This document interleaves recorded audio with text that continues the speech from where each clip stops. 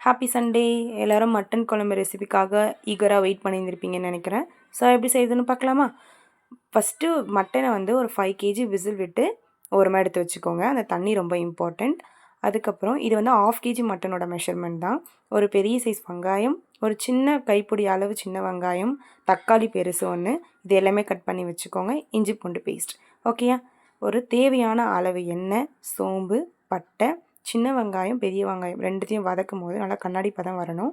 அப்புறம் இஞ்சி பூண்டு பேஸ்ட் 1/2 டீஸ்பூன், இது எல்லாமே போட்டு நல்லா ஒரு 5 மினிட்ஸ் வதங்கின பிறகு அந்த பச்சை வாசனை போன பிறகு தக்காளி ஆட் பண்ணிக்கோங்க. தக்காளி ஆட் பண்ணி நல்லா வதக்கிட்டு மட்டன் நம்ம வேக வச்சுருக்கோம் இல்லையா, அதை போட்டுட்டு ஒரு வதக்கிட்டு அதுக்கப்புறம் சில்லி பவுடர் இருக்கு இல்லையா, காஷ்மீரி மிளகாத்தூள், அது 1 டீஸ்பூன், வீட்டில் அரைச்சி வச்சுருப்போம் இல்லையா மிளகாத்தூள், அது 2 டீஸ்பூன், இது ரெண்டுத்தையும் ஆட் பண்ணி நல்லா வதக்கிட்டு மட்டன் வேக வச்ச தண்ணி அதை நல்லா ஆட் பண்ணிவிட்டு தேவையான அளவு தண்ணி ஊற்றிக்கோங்க. ஊற்றிட்டு கருவேப்பிலை போட்டு நல்லா ஒரு கொதி வரணும்.